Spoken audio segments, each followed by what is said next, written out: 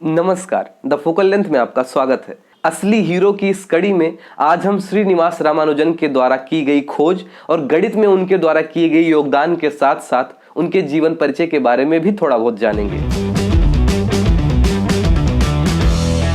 दुनिया के महान गणितज्ञों में से एक श्रीनिवास रामानुजन की कहानी भी उनकी ही तरह रोचक है। मैन हु न्यू इन्फिनिटी कहे जाने वाले रामानुजन का जन्म 22 दिसंबर 1887 को चेन्नई से लगभग 400 किलोमीटर दूर इरोड गांव तमिलनाडु में हुआ था। सामान्य बच्चों की तरह ये भी कभी स्कूल जाना नहीं चाहते थे, लेकिन जब ये स्कूल जाने लगे तो 11 साल की उम्र में ही इन्होंने कॉलेज के लेवल की गणित सीख ली थी और 13 की उम्र आते आते ये अपनी थ्योरम बनाने लगे थे। इनके बारे में ये बात भी बहुत प्रचलित है कि अपने गणित के पेपर को आधे से कम समय में ही सॉल्व कर लिया करते थे। गणित में अपनी योग्यता के कारण इनको एक स्कॉलरशिप मिली, लेकिन इनका ध्यान हमेशा गणित में ही रहता था, जिसकी वजह से ये और विषयों में फेल होते रहे और ये सब कुछ देखते हुए इनकी स्कॉलरशिप छीन ली गई।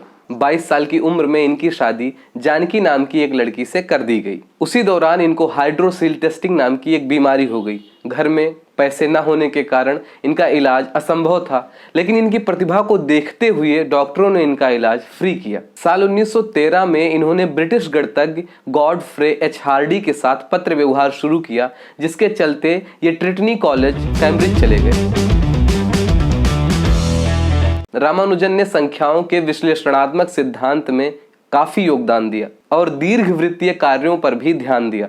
इन्होंने पूर्ण संख्या, हाइपर ज्यामितीय श्रेणी और यूलर स्थिरांक पर भी बहुत काम किया। इनके पत्र अंग्रेजी और यूरोपीय पत्रिकाओं में प्रकाशित हुए थे और साल 1918 में लंदन की रॉयल सोसाइटी के लिए इनका चयन हो गया। इन्होंने अपने 32 साल के छोटे जीवन काल में लगभग 3900 परिणामों का संकलन किया है। इनके सबसे महत्वपूर्ण कामों में पाई की अनंत श्रेणियां शामिल हैं। इन्होंने पाई के अंकों की गणना करने के लिए कई सूत्र प्रदान किए जो परंपरागत तरीकों से अलग थे।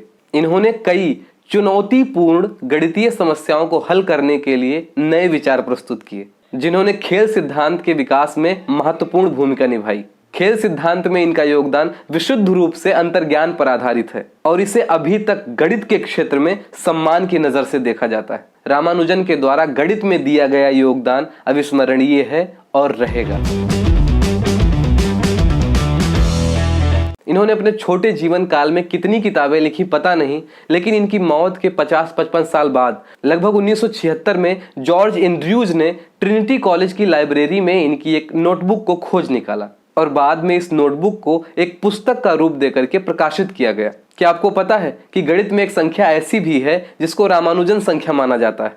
वो है 1729 यानी 1729। ये ऐसी सबसे छोटी संख्या है जिसको दो अलग अलग तरीके से दो घनों के योग के रूप में लिखा जा सकता है। पहला 10 और 9 के घनों का योग, दूसरा 12 और 1 के घनों का योग। दोनों के घनों को जोड़ने से 1729 प्राप्त होगा। रामानुजन ब्रिटेन की रॉयल सोसाइटी के सबसे कम उम्र के सदस्यों में से एक थे और कैम्ब्रिज विश्वविद्यालय के ट्रिनिटी कॉलेज में फेलो चुने जाने वाले पहले भारतीय। भारत लौटने के बाद लंबी बीमारी के कारण 26 अप्रैल 1920 को 32 साल की उम्र में इनका निधन हो गया। भारत में हर साल इस महान गणितज्ञ के जयंती 22 दिसंबर को राष्ट्रीय गणित दिवस के रूप में मनाया जाता है। रामानुजन को याद करते हुए साल 2005 में षणमुखा कला, विज्ञान, प्रौद्योगिकी और अनुसंधान अकादमी के द्वारा शस्त्र रामानुजन पुरस्कार स्थापित किया गया। इसमें गणित के क्षेत्र में उत्कृष्ट योगदान देने वाले 32 वर्ष या उससे कम उम्र के व्यक्तियों को इस पुरस्कार के तहत 10,000 अमेरिकी डॉलर की नगद राशि दी जाती है। साल 2022 के लिए यह पुरस्कार यूकिंग टांग को दिया जा रहा है, जो कि कैलिफोर्निया विश्वविद्यालय, संयुक्त राज्य अमेरिका में एक सहायक प्रोफेसर हैं। ऐसे महान व्यक्ति के बारे में जितना कुछ भी कहा जाए कम है। इनके ऊपर फिल्म भी बनी है जिसकी डिटेल डिस्क्रिप्शन में दी गई है। मुझे उम्मीद है कि वीडियो आपको पसंद आई होगी और अगर ये सच है तो लाइक कीजिए, दोस्तों में शेयर कीजिए, चैनल को सब्सक्राइब कर लीजिए ताकि इसी तरह की वीडियोस आपको मिलती रहे। और आखिरी बात ये कि कमेंट बॉक्स में जाकर ये जरूर बताइए कि असली हीरो की इस कड़ी में मैं अगला हीरो किसे लेकर के आऊं। धन्यवाद।